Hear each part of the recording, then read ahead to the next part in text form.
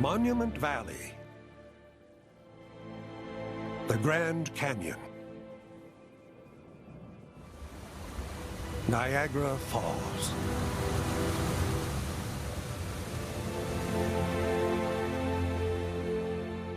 These ancient wonders show how nature's forces have shaped the face of our planet on a vast timescale. How great landmarks are the work of millions of years of slow, imperceptible erosion by wind and water. But here, across 16,000 square miles of Washington state, abrupt rips and scars in the landscape defy this explanation.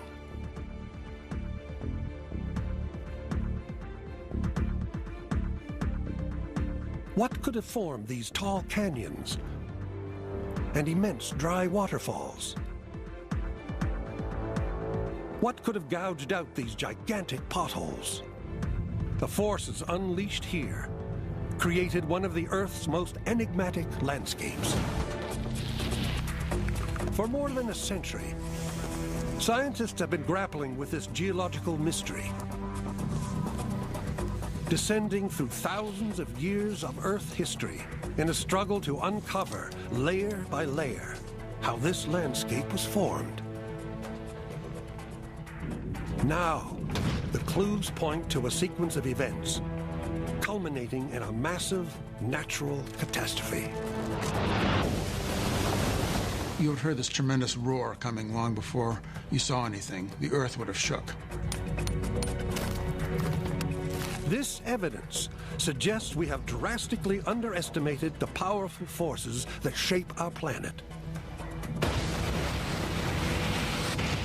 It suggests that this world can create cataclysms far more powerful than we ever thought. Tonight, recreated for the first time in 15,000 years, the colossal cataclysm that carved out a landscape in the blink of an eye.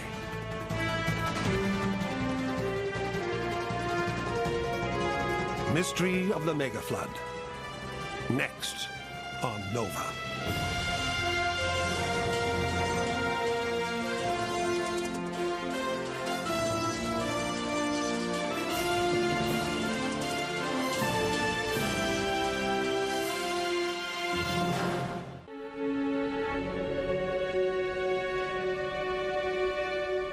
The peaceful, flat farmland of Washington state.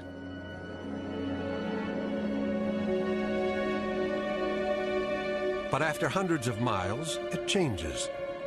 And in the distance, a very different landscape appears.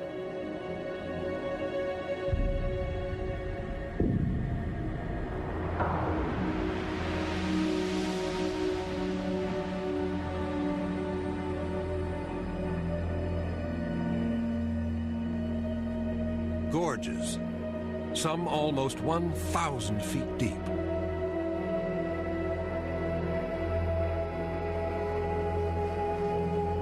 A waterfall, 5 times wider than Niagara, but without any water.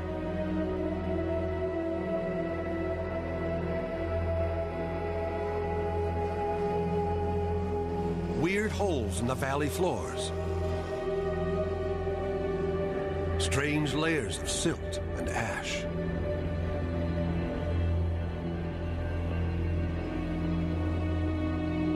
And over the whole area, huge boulders are scattered, as if a giant had dropped them there. Few places on Earth are as mysterious and controversial as the channeled scablands that lie just 200 miles east of Seattle.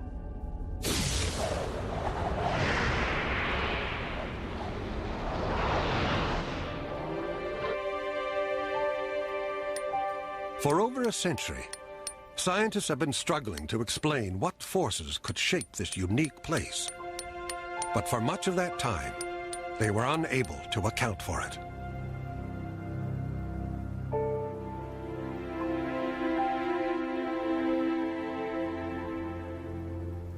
When we see a landform or a group of landforms, we rely upon our knowledge as to how similar landforms were created. So the geologist is always thinking of the origin of a particular feature. However, there was one landscape that really defied the understanding of geologists, and of course that landscape was the channeled scabland. Then a series of clues began to fit together to finally explain this bizarre landscape.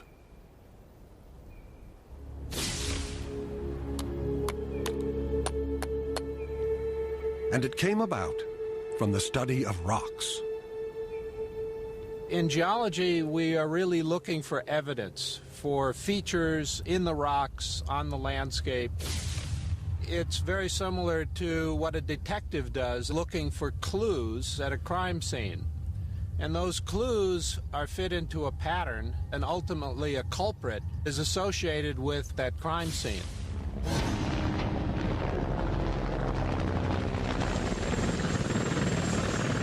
It's wonderful to be flying over one of the most interesting parts of the United States.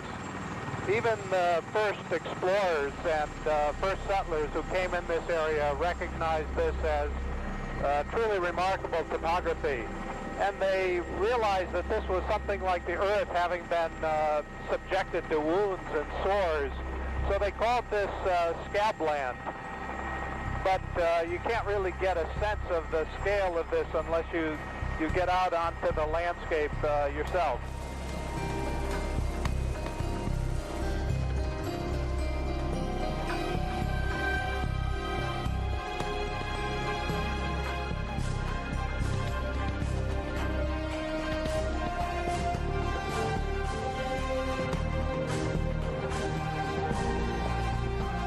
For a long time, it was assumed that the scabland's features would have taken millions of years to create.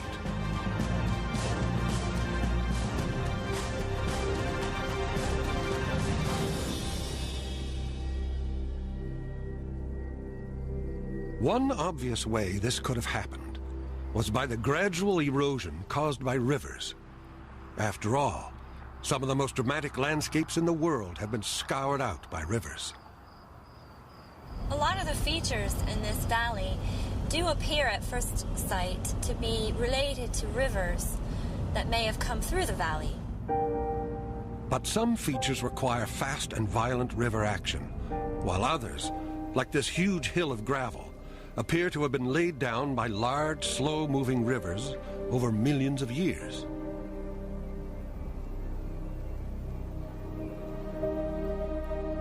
And these mysterious layers look like the result of a giant river flooding again and again. And that's actually really what's been puzzling geologists. How could a river have deposited those features and yet carved out such a wide and deep and long and sheer canyon? The rivers and lakes in the scablands today could not have sculpted this landscape. This water is part of a modern irrigation system and was not here when the scablands were created. The only river big enough and old enough is the Columbia, which is 50 miles away, and there is no evidence it ever flowed through the scablands.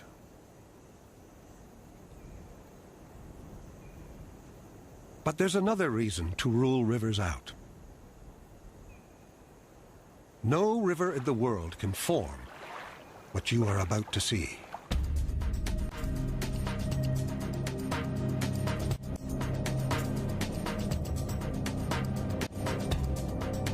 You will not find these anywhere else on Earth.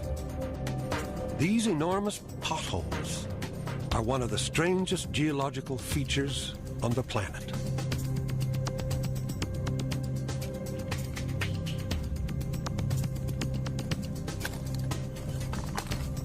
If I was on the bottom of a big river like the Columbia, I might find some potholes that were maybe a few feet across, a few feet deep.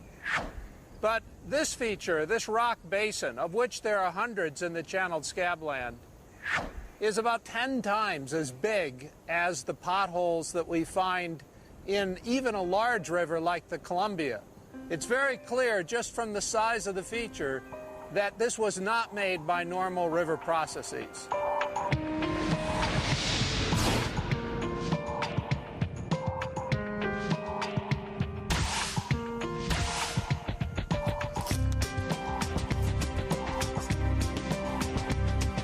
This revelation turned the Scablands into one of the most perplexing geological mysteries.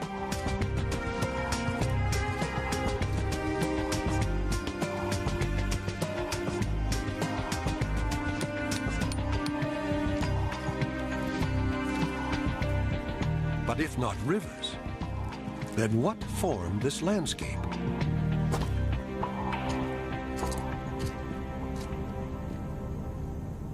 Boulders like this one pointed toward another possible culprit. How could this 100-ton giant have been dumped on the edge of this 1,000-foot precipice? It's made of granite, and granite is not native to the Scablands. But granite boulders of many different sizes are scattered erratically throughout the area. Indeed, they are known as erratics.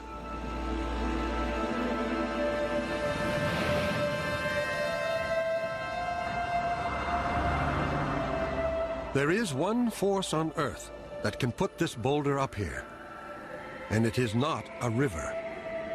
It is something else.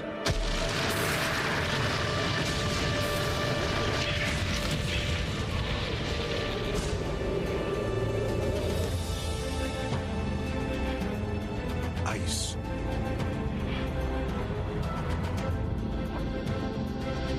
Ice can carve through solid rock and can help build mountains.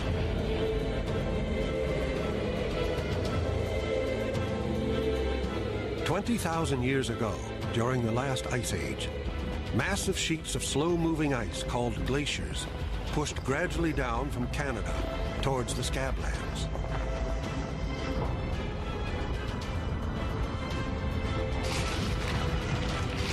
Glaciers move down valleys, carving out new landscapes as they go. They rip out rocks from the valley floor, and these erratics then travel within the ice, sometimes for hundreds of miles, until they're left behind when the ice melts.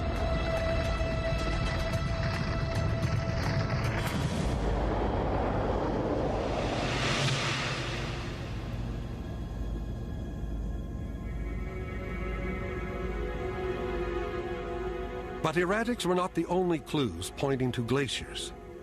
When a glacier carves out a canyon, it cuts through lots of little valleys on either side, leaving them hanging far above the main valley floor. There are some classic glacial-like features. On the ridge, on the horizon, there are hanging valleys where the cliff cuts a depression. In glaciation, the glacier enters a valley, it enlarges it, and it cuts off the tributaries, leaving them hanging. So it was natural to have as the hypothesis that glaciation may be the origin of some of these large features in the channeled Scabland. Yet again, it looked as if the culprit had been found. Surely glaciers, working over thousands of years, must have created this strange landscape. But there was a problem. The ice sheets that flowed down from Canada during the last ice age never reached the Scablands.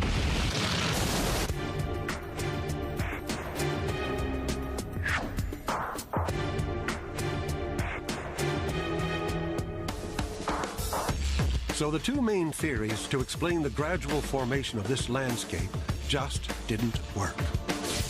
River erosion could not explain giant potholes, and ice was too remote from the Scablands to create these hanging valleys.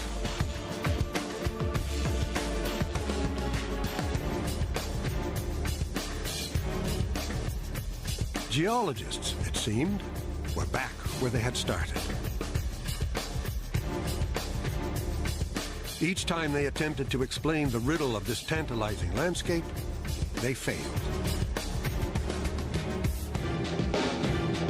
There was, however, one last theory that claimed to offer an answer. Unfortunately, it struck those who first heard it as completely outrageous.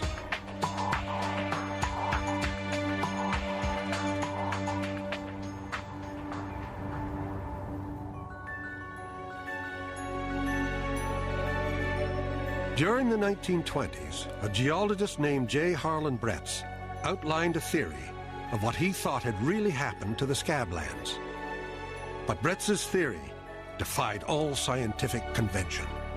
He claimed the Scablands were not the result of a slow geological evolution, but of an enormous catastrophe that had happened almost overnight.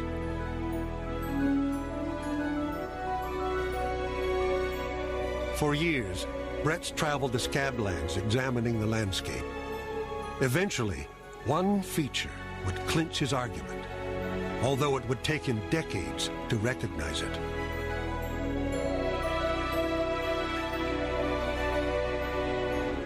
From ground level, these shapes don't make much sense. Bretz must have walked over thousands of those things, but they're so big in the field he had no idea what they were. He didn't guess what they were. Bretz would not see aerial photographs of these hills for many years.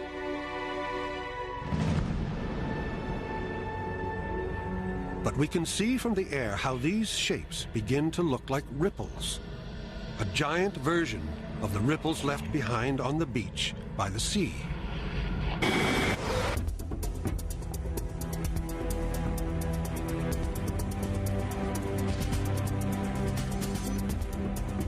Even without this key observation, the years Bretz spent patiently examining rocks and other features of the Scablands convinced him only a vast volume of water could account for all the evidence.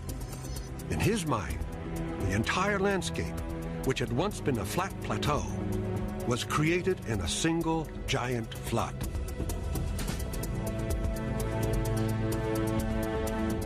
But as Bretz well knew, his geological colleagues, understanding that the Earth was billions of years old, firmly believed that landscapes such as the Scablands must have gradually formed over long periods of time.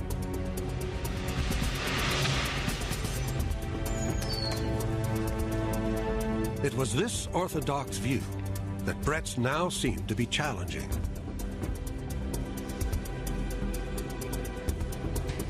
Since the 1820s, geologists had come to think on good evidence that most landforms and most deposits on Earth had formed over long periods of time by ordinary processes of rivers and ocean waves and what have you. Bretz comes and offers this immense catastrophe, altering the landscape essentially overnight. And it just didn't square with the way geology had been put together at the time. On the 12th of January, 1927, Bretz prepared to address a specially convened meeting of fellow scientists in Washington, D.C. This was his big chance to sell his outlandish theory.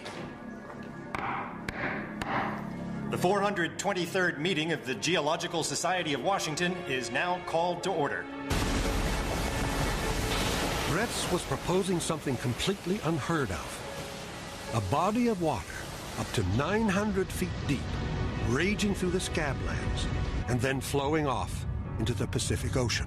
Over 500 cubic miles of water, great flow depths. Now, no gradual process is responsible for this landscape. I am forced by the field evidence, by what I have observed with my own eyes, to come to this hypothesis. It is clear from my field evidence that the Columbia River, swollen inside, could easily have cut dry falls and deposited... To any self-respecting geologist, this sounded too much like a biblical flood. They dismissed Bretz out of hand. This did not happen overnight, but over many thousands of years. To suggest otherwise is ludicrous. The implication was very clearly that Bretz was committing a kind of heresy and that he should listen to these elder statesmen of the science and rethink his hypothesis. Even if you were convinced by his unbelievable idea, Brett still had a problem. Where did the water come from? And Bretts can't tell them where the water came from. It's one of the big problems with the whole idea. To convince his colleagues, Bretts needed a source. How could so much water, traveling at ferocious speeds, suddenly appear out of thin air?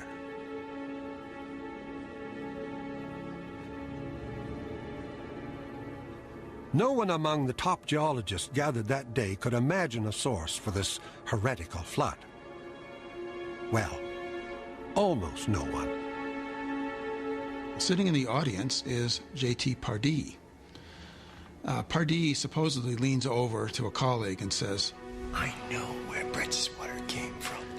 That this formation... But it would be more than a decade before Pardee revealed his secret.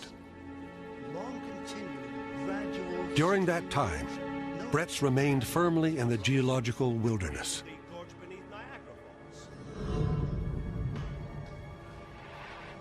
But Bretts would not give up, and his theory would eventually return again to take the world of geology by storm.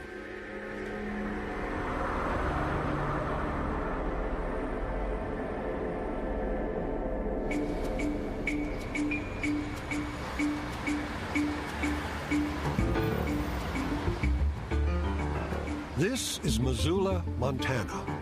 It lies 250 miles east of the Scablands.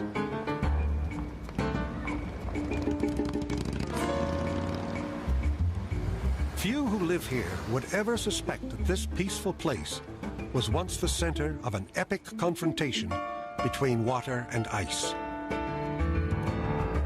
The sheer scale of this confrontation is hard to imagine, but evidence of its true extent lies scattered on hillsides for miles around.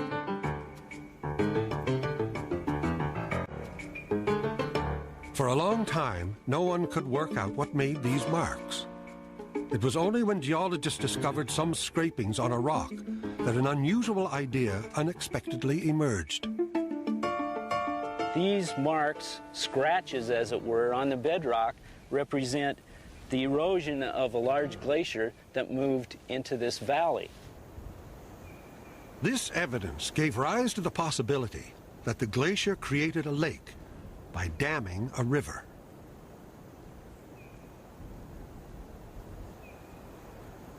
These watermarks were formed by the waves of this lake splashing against the shoreline of these hills.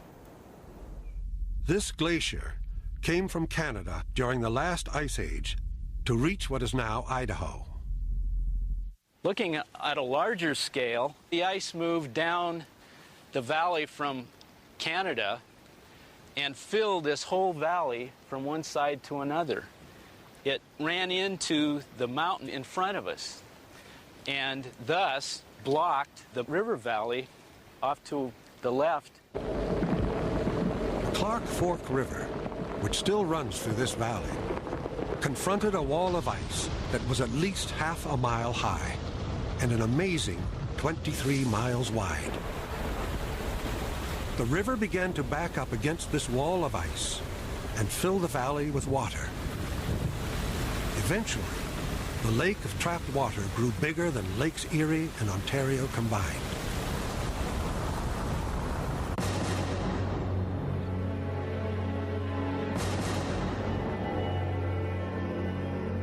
It was this lake that made these watermarks, and if it were still here today, it would drown Missoula, Montana, in well over 1,000 feet of water.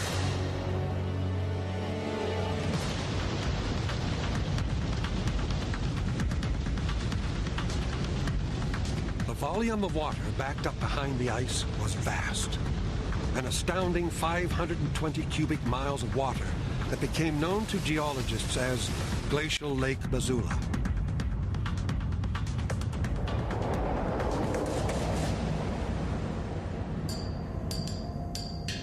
This valley was once the bottom of Glacial Lake Missoula, and it holds vital clues to solving the mystery of the Scablands. But what could it have to do with a place that's 250 miles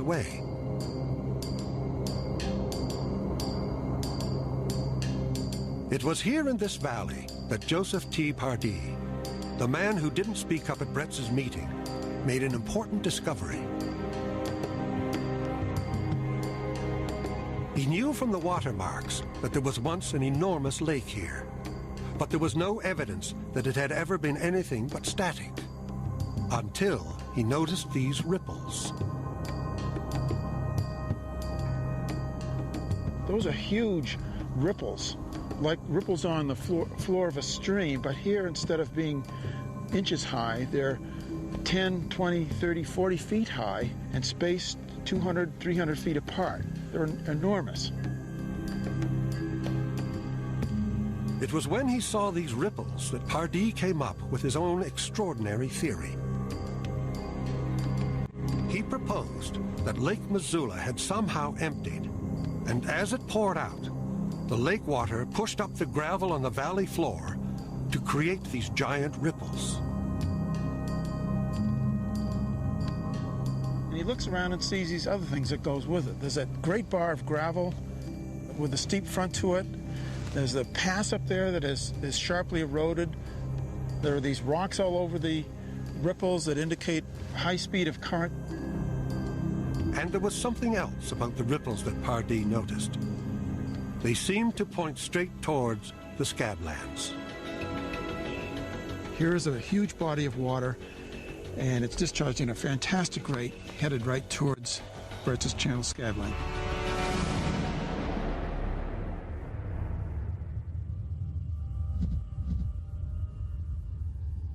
Pardee's discovery of the ripples was crucial. At last, he'd come up with a possible source for Bretz's giant flood. But there was one question he and his colleagues couldn't answer. What caused the lake to empty in the first place? Vital clues would eventually come from 3,000 miles away, in another extraordinary landscape.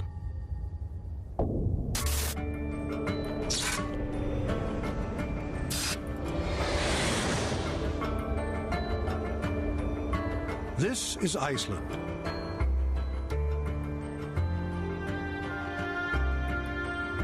One of the world's most geologically active land masses, constantly rocked by earthquakes and volcanic activity.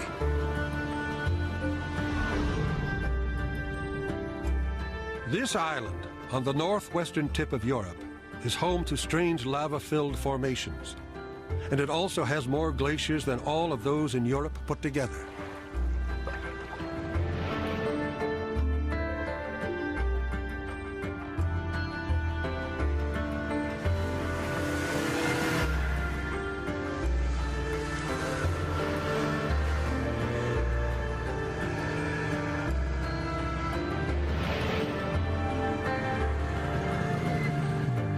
Matthew Roberts' work examining glaciers for the Icelandic Meteorological Office has cast a whole new light on glacial Lake Missoula and its disappearing water.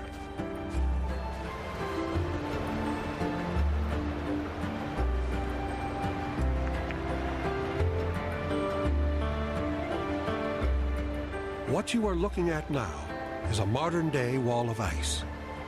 It is the head of a glacier, a smaller version of the one that created Lake Missoula over 15,000 years ago.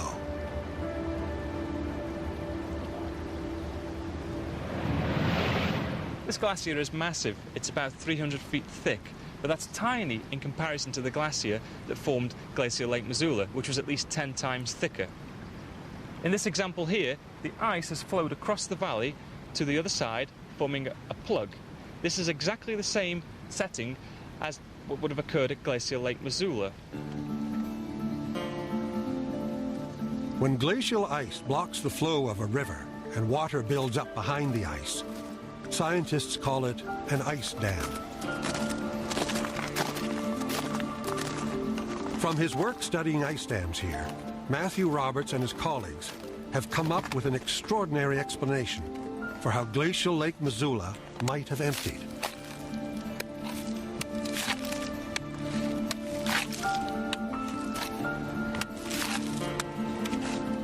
It has to do with what goes on deep inside these enormous mountains of ice.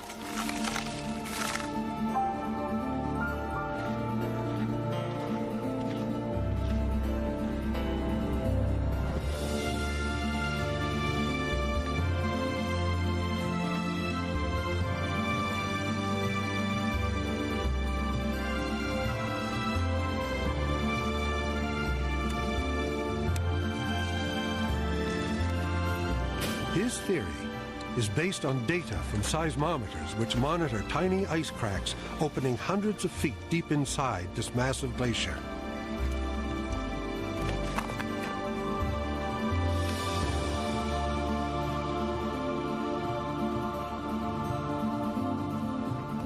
These cracks signify that the glacier is behaving in a brittle manner, that the ice is fracturing. Just like the fractures that we see behind us here, these crevasses have opened up due to stresses inside the ice, and the crack is heard by the seismometers. Matthew Roberts was driven to do this work, not by an interest in Lake Missoula, but by an urgent need to understand a disaster that happened on his own doorstep.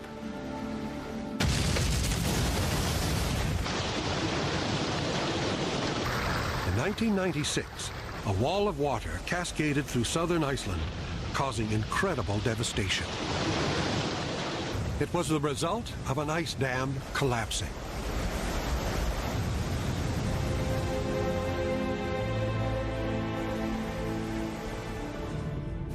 After years of analysis, Matthew eventually worked out the process that caused the dam to fail.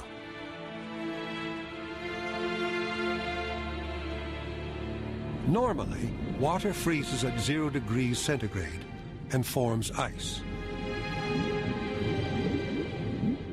But deep at the base of an ice dam, the sheer amount of pressure stops the water molecules from expanding. If they cannot expand, then the water cannot freeze. This results in what is known as supercooled water, which can stay liquid at several degrees below freezing.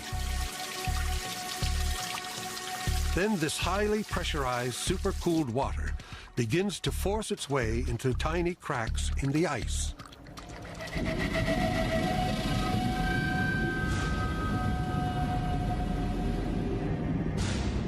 Water under this much pressure behaves in some very unexpected ways, especially in such intimate contact with ice.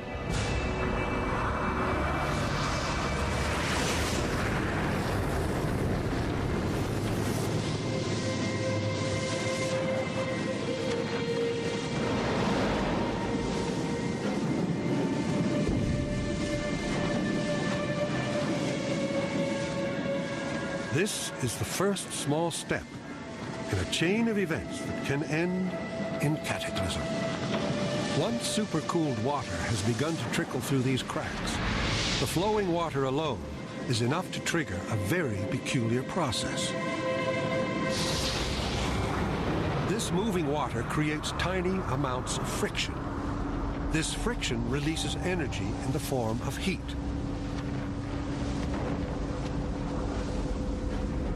As the water moves through the glacier, it melts the ice.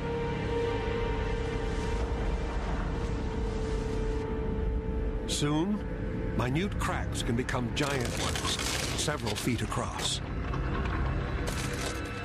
More water can escape, the tunnel enlarges very quickly, but then suddenly the dam would have failed, and bang, the whole dam would have collapsed, and a massive wall of water, kilometers wide, would have swept down valley. This process caused the 1996 Icelandic flood, and scientists now believe it was responsible for what happened thousands of years ago at Glacial Lake Missoula, when a half-mile-high wall of ice suddenly collapsed, allowing the entire lake to empty.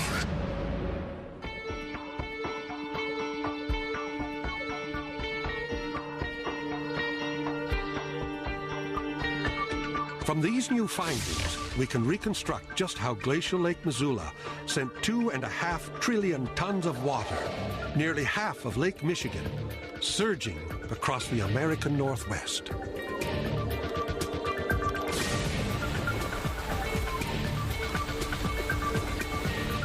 First, river water built up for years behind the ice dam. Then, as it reached depths of several thousand feet, the pressure grew, forcing molecules of supercooled water into cracks at the base of the Glacial Lake Missoula ice dam. What started as a minute trickle of water quickly hollowed out a series of tunnels in the ice that fatally destabilized the whole structure.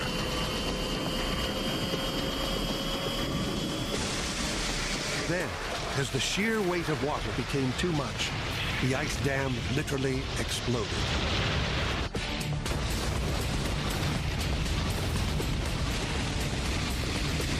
Leaving a gaping hole, a mile or more wide, through which a sea of lake water erupted. You would have heard this tremendous roar coming long before you saw anything. The earth would have shook. Imagine the loudest noise you've ever heard and multiply that by 1,000 times. The sheer speed and volume of this incredible mass of water churned up those huge ripples and left behind watermarks as a record of its vast size.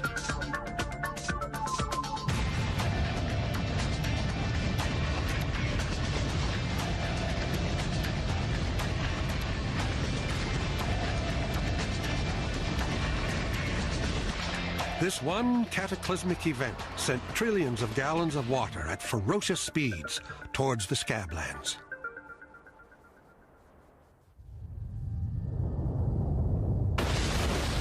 This is how scientists believe the ice dam collapsed and how glacial Lake Missoula emptied. But could this single event have created all the extraordinary features in the Scablands?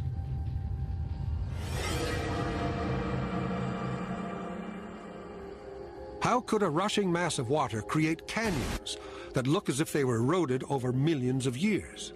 Like this one, known as Dry Falls, 20 times the size of Niagara Falls.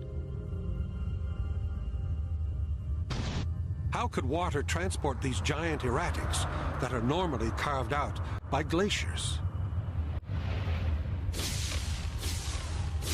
And how could it form these strange potholes found here on such a monumental scale?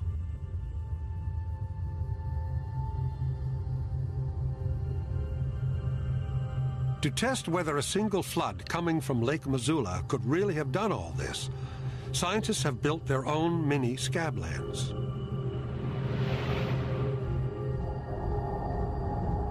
Here, the Earth Surface Dynamics team at the University of Minnesota has constructed a scale model of the Scablands and poured water over it to represent the failure of glacial Lake Missoula. Here it comes.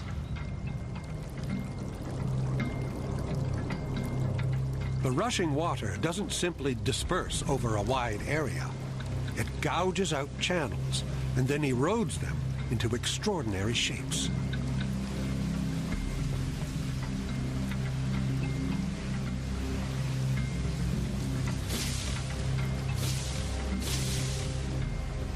It is only when the water is turned off that the significance of these shapes becomes clear.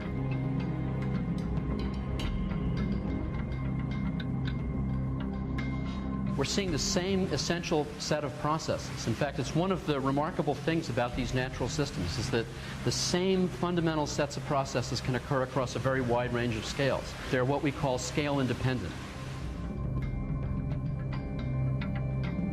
For years, scientists argued that the features of the Scablands could not have been formed overnight. But this model clearly shows miniature versions of the canyons found in the Scablands.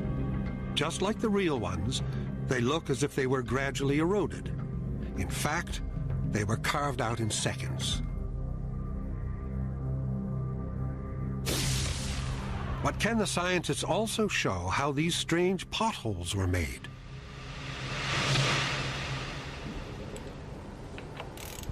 This water tunnel demonstrates the effects of water moving at high speeds.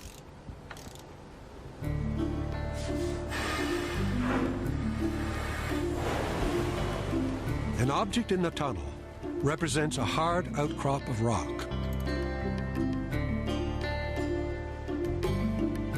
At first, the water flows around the object without any apparent effect. But then they turn up the speed.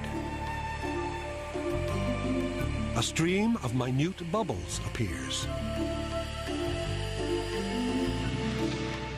When those bubbles burst, they burst with immense force against the object.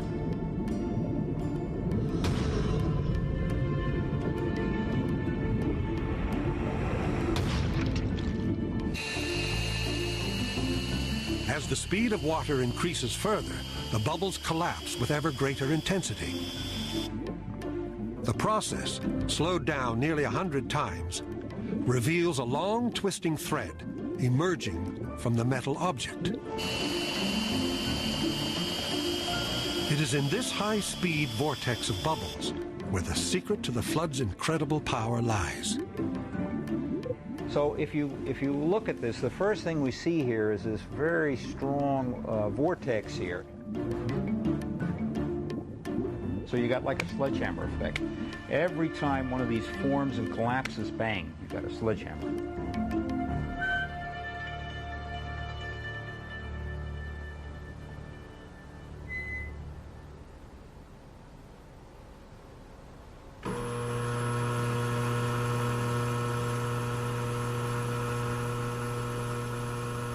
So could bubbles really gouge holes out of solid rock to resemble the potholes in the Scablands?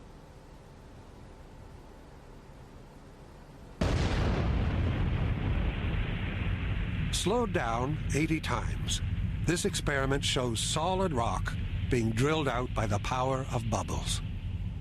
But what would this have looked like during the flood? As the flow of water from Lake Missoula surged through the Scablands, it would have hit some hard outcrops of rock, creating a vortex of bubbles. Within seconds, these bubbles would drill through cracks in the rock, and the turbulent currents would then scour out huge potholes. With this last mystery solved, it does seem plausible that a single giant body of water could create all the features of the Scablands. So it is now possible to complete the reconstruction of the incredible events that took place on a fateful day 15,000 years ago. The immense pressure of supercooled water fatally destabilized the ice dam at Glacial Lake Missoula. Then massive chunks of ice within the dam began to fall into the raging torrent until the whole dam just gave way. The collapse of the ice dam released a sea of water.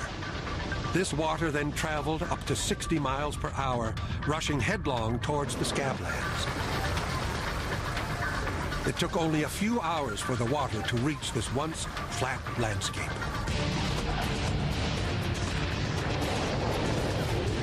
In places, the water was a staggering 800 feet deep. As this volatile torrent flowed ever more quickly, it gouged out miles of rock. It carved out cliffs and canyons, including the massive feature that is known today as Dry Falls.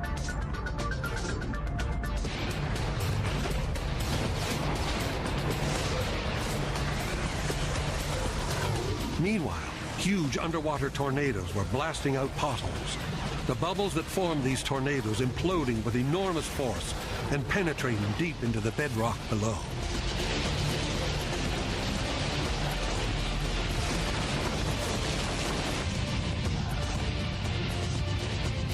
As the chunks of ice from the original glacier were carried huge distances by the floodwaters, the boulders they contained within were randomly flung aside.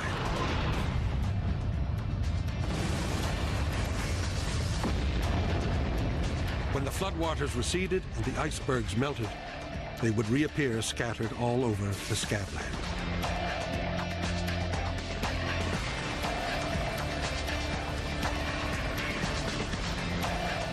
After a tumultuous journey, this muddy torrent surged out to sea along the floor of the Pacific until it came grinding to a halt over 1,000 miles from its point of origin. It had only taken a few hours to get there.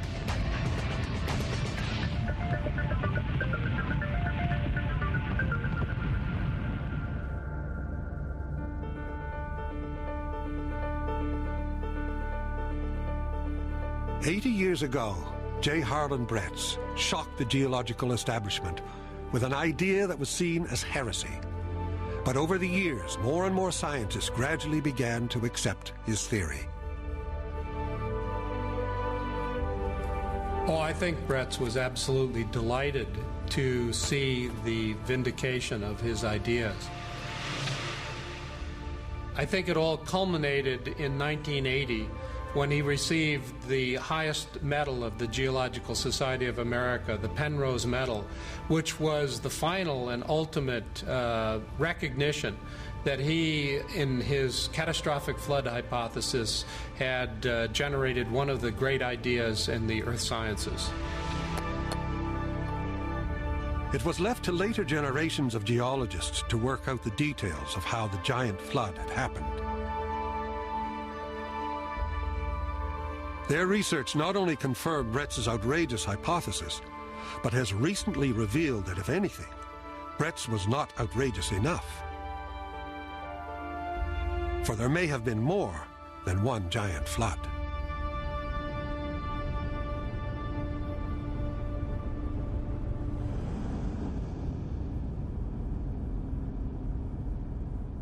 This final twist in the tale centers on one of the classic features of the Scablands that has long intrigued geologists. This canyon with its many layered deposits. Richard Waite has been studying these deposits for over 20 years. It was assumed that these layers were formed by changes in the speed of one giant flood, known as pulses. But that was before he discovered something odd. A white line within the sediments. This is what caught my eye first time down in the canyon. It's an ash layer from Mount St. Helens. We've analyzed it. Once you become familiar with these ash layers, they become old friends, so I knew what this was. It's an ash layer from Mount St. Helens. It's about 15,000 years old.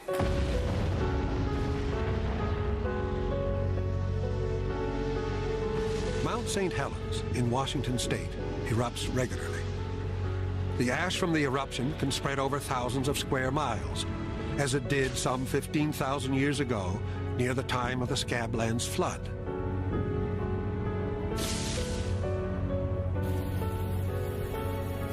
At first, it was thought that the ash had fallen into the water and drifted down into these layers. But could a layer of ash really sink through hundreds of feet of turbulent floodwater to form this amazingly neat, clear line? This whole column would be full of mud and sand and silt, and to have something settle through it and come out like this is impossible. This suggested something completely new. That all these layers weren't laid down together. It's clear evidence that periodically during the accumulation of this sediment that there had to been dry land. And the implication of that is that there wasn't just one giant flood. Perhaps there were many. After one super flood swept through the Scablands, the floodwaters drained, and there was a period when the land was dry. It was then the ash fell, before another super flood hit and laid more deposits on top.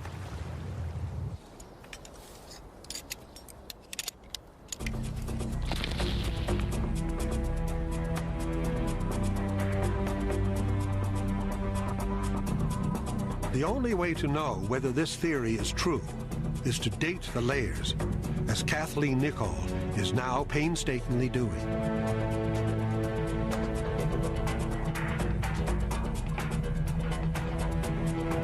This is a really thick sequence of rocks, and by looking at the age of the bottommost unit that we can sample, and then the topmost unit, we'll be able to see if it's one great big flood that stacked up a lot of sediment, or whether it was a series of floods coming in every few years, perhaps, over many thousands of years. It will be years before Kathleen has dated every layer, but her first results show that the top and the bottom layers of the canyon are 20,000 years apart.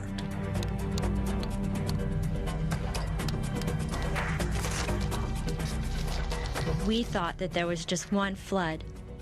But now, with these results, we can say with certainty that this area has been repeatedly hit by cataclysmic megafloods again and again.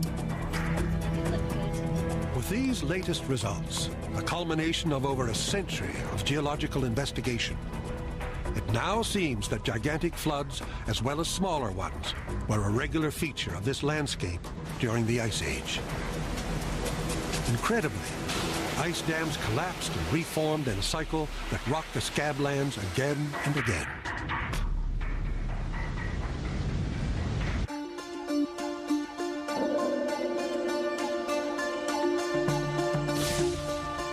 Despite the conflict between a catastrophic view of the Scablands and the standard view of gentle, continuous change, we now know the truth is somewhere in between. There were huge catastrophes that carved out these giant landscape features, but they were part of a cycle of floods that repeatedly swept through this landscape.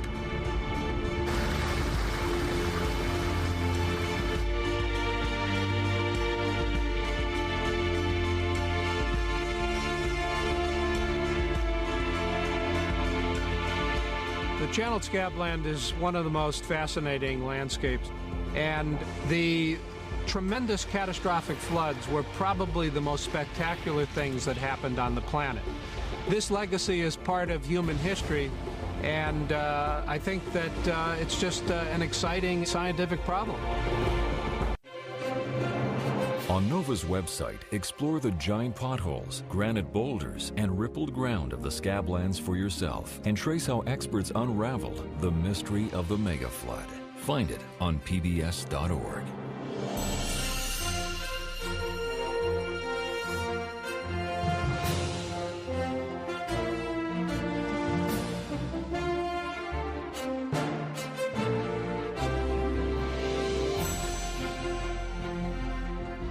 To order this show or any other NOVA program for $19.95 plus shipping and handling, call WGBH Boston Video at 1-800-255-9424.